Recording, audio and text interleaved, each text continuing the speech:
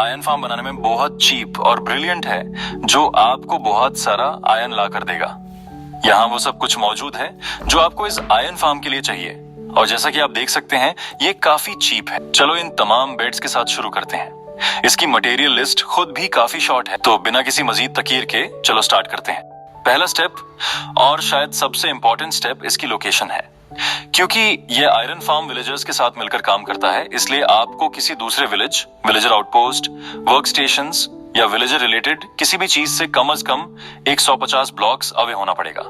और जब मैं आयरन फार्म्स बनाता हूं तो बहुत से लोग कमेंट करते हैं कि क्या आप इसे ओशन में बना सकते हैं, तो यस यू कैन, हाँ आप बिल्कुल बना सकते हैं। एंड इट्स इवन बेटर क्योंकि ओशन में आसपास कोई विलेजर नहीं होता। So once you have your location, हम डिग करना स्टार्ट करेंगे। सबसे पहली चीज जो आपको करनी है वो ये है कि एक ब्लॉक डाउन डिग करें, और फिर इस ब्लॉक के साथ एक साइड पर मजीद 6 ब्लॉक्स डिग करें, 1 2 3 4 5 6।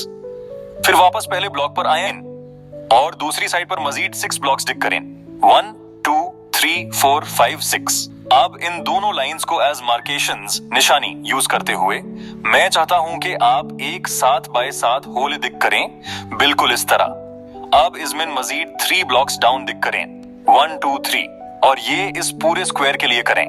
All right, to dig complete करने के बाद ये कुछ इस तरह का दिखना चाहिए। अब नीचे जाएं, डायगोनली एक ब्लॉक स्किप करें और एक और ब्लॉक डिग करें, और ये हर एक कोने के लिए करें। ये बिल्कुल वैसा ही है जैसा हमने पहले किया था। अब हम इन 4 ब्लॉक्स को एज मार्केशंस यूज करेंगे जो हमने अभी डिग आउट किए हैं, ताकि एक 5 बाय 5 होल डिग कर सकें। सो ये एक 7 बाय 7 होल है और इसके अंदर एक 5 बाय 5 होल है।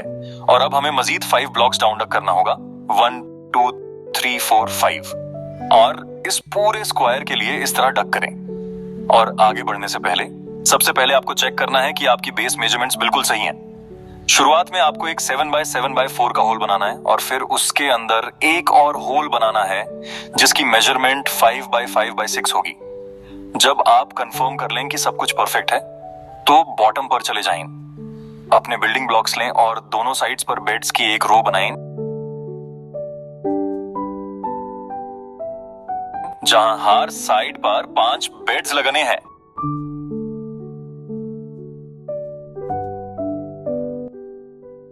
इसके बाद बीच में जो ब्लॉक्स की रो है, यूज एक ब्लॉक नीचे तक डिग करें।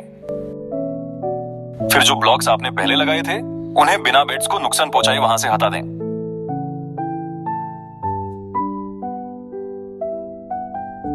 जब सारे पुराने ब्लॉक्स रिमूव हो जाएं, तो उन 5 बेड्स के बिल्कुल नीचे मजीद 5 बेड्स लगाएं। यही सेम चीज आपको दूसरी साइड पर भी करनी है, ताकि टोटल 20 बेड्स हो जाएं। अब अगले स्टेप में सॉलिड ब्लॉक्स लेकर बीच वाली रो को फिल करें और यूज 2 ब्लॉक्स ऊपर तक बिल्ड करें। इस तरह हम बेड्स के ऊपर एक स्मूथ प्लेटफॉर्म बना लेंगे।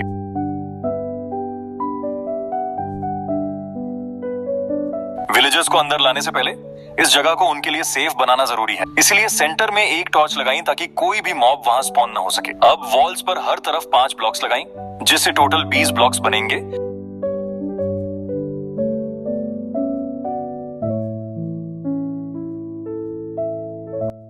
और उन गैप्स के अंदर 20 वर्किंग स्टेशंस फिट कर दें।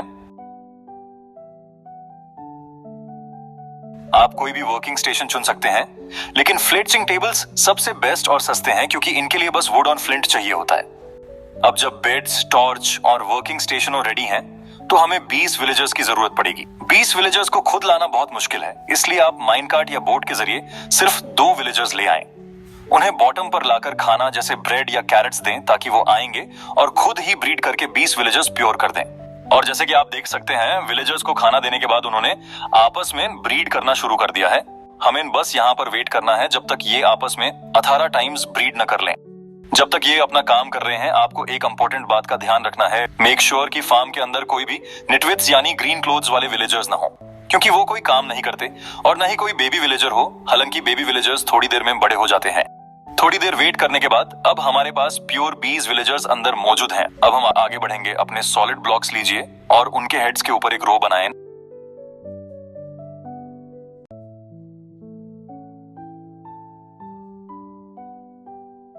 और जैसे ही आप ब्लॉक्स लगाएंगे वहां आयरन गोलम स्पॉन होना शुरू हो जाएंगे। अगर आपके पास भी ऐसा हो रहा है तो ये एक बहुत अच्छा साइन है।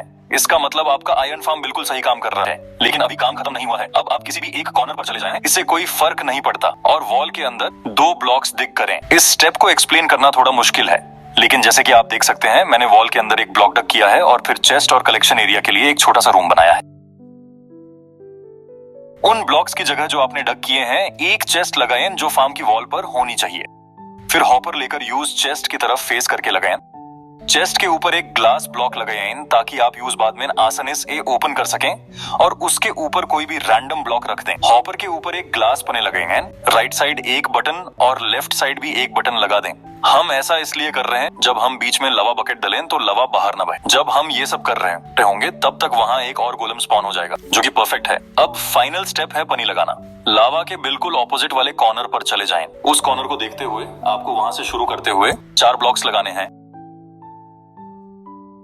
उसके बाद 3 ब्लॉक्स, फिर 2 ब्लॉक्स और आखिर में एक ब्लॉक लगाना है। इस तरह कॉर्नर में एक ट्रायंगल शेप बनाएगी। अब अपनी वाटर बकेट लीजिए और पनी को इस ब्लॉक पर डल दें और यही वो जगह है जहां से आयरन गोलम्स के लिए मुश्किल शुरू होगी। पनी उन्हें पुश करके सीधा लावा की तरफ ले जाएगा। अब उन सारे ब्लॉक्स को हटा दें जो हमने पहले लगाए थे और बस इस तरह हमारा फार्म पूरी तरह रेडी है। और आप देख सकते हैं कि ये कैसे काम करता है। आयरन गोलेम्स इस वाटर प्लेटफॉर्म के ऊपर स्पॉन होंगे, पानी उन्हें लावा की तरफ धकेलेगा और जब वो मरेंगे तो उनका आयरन सीधा नीचे कलेक्शन में जाएगा। अगर मैं यहाँ नीचे डिग करूं तो मैं चेस्ट तक पहुंच जाऊंगा जहां हमें अपना सारा आयरन मिल जाएगा। वो 2 आयरन गोलम्स जिन्हें हम देख रहे थे वो अब खत्म हो चुके हैं और उनकी जगह एक नया गोलम स्पॉन हो चुका है।